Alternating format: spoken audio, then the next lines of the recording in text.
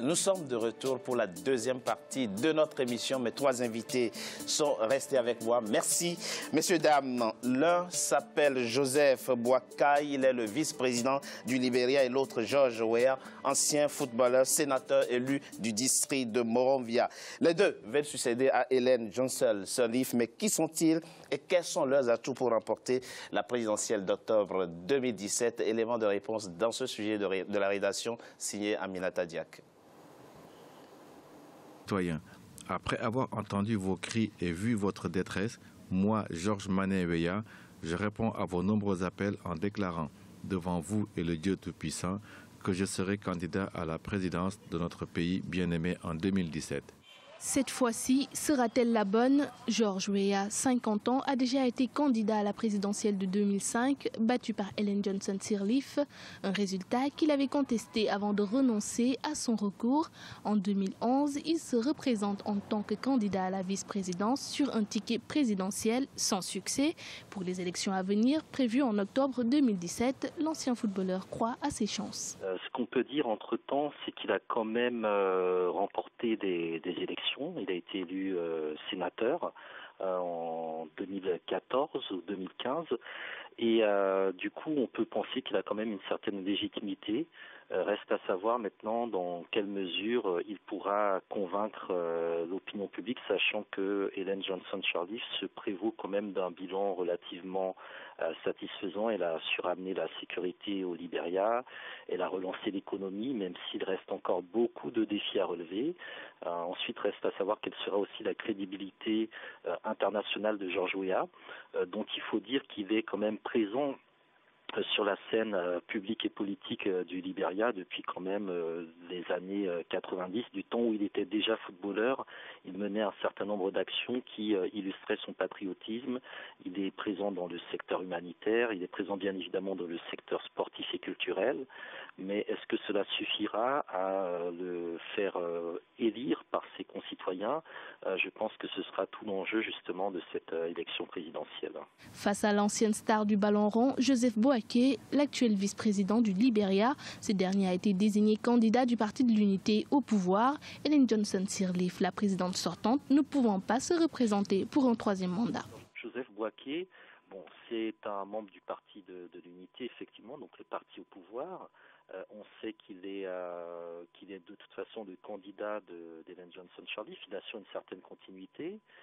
Il a été, je pense, le principal instigateur d'une grande partie de la politique économique menée par le Libéria depuis un peu plus de 10 ans. Maintenant, reste à savoir dans quelle mesure il pourra représenter un certain renouveau de la vie politique, sachant que c'est un homme qui a quand même un peu plus de 70 ans aujourd'hui, qui représente aussi tout un passé, peut-être aussi tout un passif, alors que George Weah s'est toujours un peu présenté comme le candidat du renouveau, de la jeunesse, du peuple. Très populaire dans son pays, George Weah a remporté son premier mandat électif en décembre 2014 en devenant sénateur de la province de Montserrado, située dans la capitale Monrovia. Pour la présidentielle de 2017, il affiche ses ambitions pour le pays, promettant de garantir la pérennisation de la stabilité du Libéria. Il entend également augmenter le budget de l'éducation et miser sur le potentiel de l'agriculture pour la relance. Monsieur Youssoufou, il y a quelque chose de frappant chez George Weah. Après sa brillante carrière de footballeur, il retourne à l'école, il fait son bac, il fait une licence en business administration, il fait un master en administration publique, parce qu'il a compris que la clé de l'instruction est la clé du futur, c'est ça? Oui, il y a la question de l'instruction, mais il y a aussi la question du rôle qu'il a joué pendant la guerre. Parce que pour nous autres qui sommes autour de la Manon, on le considère quand même à égalité avec Bob Marley. Vous vous rappelez quand Bob Marley réglait des problèmes des hommes politiques qui n'arrivaient plus à s'entendre. George Weah, en pleine guerre, débarque à Monrovia, demande aux deux belligérants d'arrêter de se battre pour lui puisse distribuer la nourriture. Les gens, ils le font. Parce qu'en ce moment-là, s'ils ne le font pas, leurs propres soldats ne vont pas les obéir. Donc, en fait, à partir de là, il s'est rendu compte pour la première fois de son poids dans son propre pays et il a décidé de faire des études parce que ça passait aussi par là, parce qu'on lui a dit tout de suite, toi qui ne sais réfléchir que par tes pieds, pourquoi tu veux devenir président? Eh bien, il a compris. Et ça, chez les anglophones, c'est très courant qu'on retourne à l'école pour faire un next step, comme on dit, pour atteindre un but. C'est très courant. Madame Epessé, que vous inspire le personnage? On a entendu un intervenant du sujet dire oui, il a peut-être des chances, mais est-ce qu'à l'international, il fera le poids? C'est une dimension importante à vos yeux. Mais j'aimerais à dire qu'il fait déjà le poids à l'international. C'est quelqu'un qui a quand même une notoriété que n'ont pas beaucoup qui se présentent aux élections dans leur pays. D'une part. D'autre part, il a un agenda. Il parle de la jeunesse. Et je mets quiconque au défi de ne pas vouloir accompagner celui-là qui veut aider la jeunesse. Vous l'avez dit, il est retourné faire des études. Il ne mise pas que sur le fait qu'il ait été Ballon d'Or, qu'il a été le premier africain à le devenir à ce moment-là. Il a quand même, il témoigne d'une volonté ferme de patriotisme. Il aurait pu rester à l'international et survoler, j'allais dire rester en lévitation dans une dimension internationale, mais il a quelqu'un qui a à cœur de retourner dans son pays d'origine, d'apporter ce qu'il peut apporter, de rentabiliser, de capitaliser sa notoriété.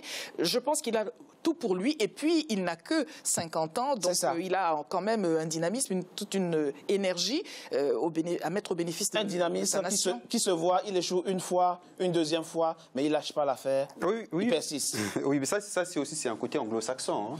C'est-à-dire qu'il y a cette volonté de gagner, c'est-à-dire que les échecs redoublent d'ardeur. C'est-à-dire que quand on échoue, on réfléchit, pourquoi, et quitte à répartir à l'école, on répare. Mais surtout, il faut dire que Georges Weah, son côté patriotique fait que même quand il a échoué et qu'il y avait des risques d'implosion sociale, il a pu avoir cette sagesse de pouvoir apaiser ses militants et même il y a eu même une médiation même de l'Afrique du Sud. Donc moi je crois que Georges Weah, il n'a pas seulement cette notoriété liée à ses prouesses footballistiques, mais aussi il a aussi une carrure puisqu'il a été reçu récemment par le président ghanéen. Tout à fait. Voilà, récemment déjà. Donc on voit qu'il y a une dimension internationale qu'il souhaite habiter et prendre. Et d'ailleurs, je pense même que c'est intelligent politiquement parce qu'il va rencontrer le président ghanéen d'aujourd'hui qui a échoué à 3 reprises avant d'être élu. Donc on voit bien le subliminal qui passe en disant que voilà, vous avez élu un chef d'État qui a échoué 3 fois, il a continué à y croire et il a été élu, donc ça paye.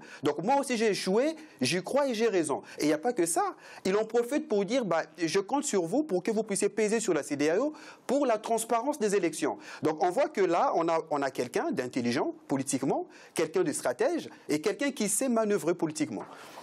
Monsieur Youssoufou, dites-nous, est-ce que la fibre ethnique joue au Libéria dans les élections? Est-ce qu'il y a un pays où la fibre ethnique ne joue pas en Afrique? Dites-nous. Elle joue, mais sauf que là, pour le coup, contre Sirleaf, ça aurait pu jouer. Bouaké, en fait, ils sont quasiment de la même région. En fait, ils parlent quasiment la même langue qui fait partie du grand groupe des Guissi. En fait, là, ça va jouer moins. Même si le parti de Mme Sirleaf peut être considéré comme un parti urbain. Mais attention, Georges Weah peut gagner, mais il n'a pas encore gagné. Et son voyage au Ghana, il y a une deuxième lecture. En fait, bien sûr que le président Nana Akufo a perdu 3 fois, mais idéologiquement, ils sont d'accord. Idéologiquement, ils sont d'accord pour réinternaliser les capacités de production dans leur pays, notamment dans l'agriculture, notamment réinvestir dans l'éducation. Ils sont d'accord là-dessus. Ce mot est assez galvaudé, mais on peut les appeler panafricanistes. C'est assez galvaudé, donc je prends des pincettes. Mais ils sont d'accord idéologiquement sur où est-ce qu'il faut aller. Si vous regardez bien, c'est eux qui ont mis la pression, parce que quand il y a eu l'affaire en Gambie, c'est eux qui ont mis la pression, parce qu'ils ne voulaient pas, et le président ghanéen l'a dit clairement, « We don't want shame to come on the Commonwealth ». On ne veut pas de ça. Nous, on n'est pas des francophones. En gros, on ne va pas tricher sur les élections.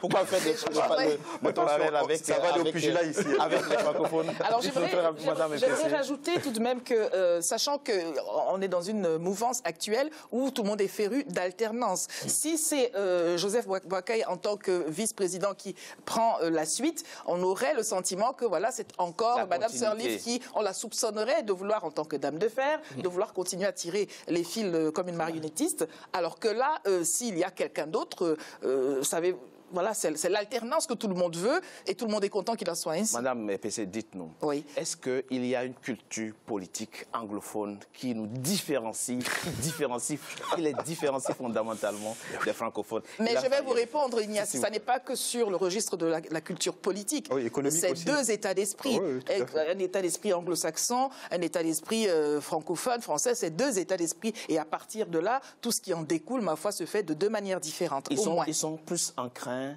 à la perfection ou à la performance et à la culture démocratique que nous, les francophones. Mais vous êtes masochiste, vous voulez que je vous fasse mal? Oui, ils le sont. Hélas, indeed. Alors, Brice Nzamba, le cas George Weah, doit-on s'en inspirer, nous qui sommes de la diaspora? Voilà quelqu'un qui a gagné sa vie et qui retourne dans son pays, donner, partager ce qu'il a gagné. Et non seulement il partage, mais il veut contribuer, mais sensiblement, à la reconstruction de son pays. Oui, bah, écoutez, je pense que c'est un cas d'école. C'est un cas d'école. Il faut s'en inspirer, mais encore faut-il bien s'en inspirer. Voilà, parce que n'est pas George Weah qui veut. Parce que vous savez, dans la diaspora de chaque pays africain, on n'est pas obligé d'être président. Voilà, exactement. Vous savez, il faut simplement se dire, il faut savoir faire son devoir là où on est. Voilà. George Weah, il avait une notoriété et son pays était dans un chaos. Et comme on l'a dit ici, il a su comment aider en faisant d'abord de l'humanitaire. Ensuite, quand le pays s'est un peu stabilisé, il s'est dit je peux aider plus. Et donc, il s'implique politiquement, mais dans un esprit de faire évoluer le niveau de vie et de conscience de ses concitoyens. Donc, c'est vrai quand on est de la diaspora, on doit pouvoir aider son pays d'origine avec ses capacités. Ça peut être en s'impliquant politiquement, ça peut être en créant de l'emploi, notamment par une implication économique, ça peut être aussi dans le cadre de l'éducation. On peut aussi investir notamment le domaine éducatif qui, à mon sens, en Afrique, est le domaine dans lequel on devrait investir le plus. Parce que le secteur éducatif. Le secteur éducatif, parce qu'un peuple, c'est d'abord l'éducation. C'est-à-dire que la première richesse d'un pays, ce sont ses hommes. Quand les hommes sont instruits et disciplinés, le reste, il vient tout seul. Alors, je rappelle, puisque vous évoquez ce secteur-là, que quand Ellen Johnson Sirleaf prenait la tête du Libéria, on avait un taux de scolarisation de 50-51%. Aujourd'hui, c'est 61%. Donc, effectivement, un bon qualitatif est fait, même si des efforts restent à faire. Mais on ne peut pas non plus oublier que ce pays a été déstabilisé par Ebola. Oui, en fait, et ça c'est un autre effet aussi, parce que de la question que vous posez entre les pays francophones, parce qu'il s'est fait que je suis aussi francophone par mon père, et en fait, on se rend compte que ces pays, c'est des anglophones, ils sont capables de se dire que ce qui nous est arrivé, on doit passer au-dessus. Et ils ont inventé un mouvement qui s'appelait dans les années 90, qui s'appelle Awareness. On va faire maintenant, on peut le traduire par bienveillance, et on va se regarder maintenant, on va faire attention entre nous, et ils ont reconstruit. Parce que c'est pas que Sirleaf, bien sûr, si on avait eu un voyou à la tête du pays, ça aurait mal se passé, mais les Libériens individuellement sont rentrés au pays pour reconstruire. Et quand Ebola s'est déclaré, partout, même les voisins du Libéria, on a reçu des mails pour soutenir ces pays avec des fondations qui ont soutenu interne déjà avant de faire appel à l'aide internationale. Bien sûr que le secteur hospitalier dans les milieux ruraux, parce que c'est un pays pluvieux où les routes sont hyper impraticables de juin jusqu'en septembre. Bien sûr que dans ces secteurs-là, il y a encore beaucoup à faire. Mais dans les milieux urbains, on a quand même l'impression que ça évolue, et d'ailleurs ça évolue beaucoup. Madame Epessé, il faut quand même poser un regard analytique sur la situation du Libéria après conflit. Voilà un pays qui a connu 14 ans de guerre civile, qui a vu le chef de l'État jugé à l'étranger et qui réussit quand même à se réconcilier. Peut-on aujourd'hui dire que le Libéria est un exemple de réussite post-conflit, de reconstruction post-conflit? On peut le dire. Et puis, le Libéria a une histoire aussi. Le Libéria, en soi, c'est déjà une tentative de réconciliation, on va dire, entre les humains au-delà de l'Atlantique. Il faut rappeler que le Libéria a quand même été constitué par des anciens esclaves qui sont revenus des États-Unis pour pouvoir être en terre, on va dire, retrouvés, se réconcilier avec leur terre d'origine. Donc, de manière intrinsèque, en cela, le Libéria porte déjà déjà les gènes dans son ADN de pays. Il y a des substrats culturels. Cette dimension est déjà là. Donc oui, on peut le dire et fort heureusement, on peut se projeter. Hein, si on ne réussit pas à faire cela soi-même là où on est, on peut se projeter. J'aimerais quand même revenir à Georges Weah et dire que quand on n'est pas...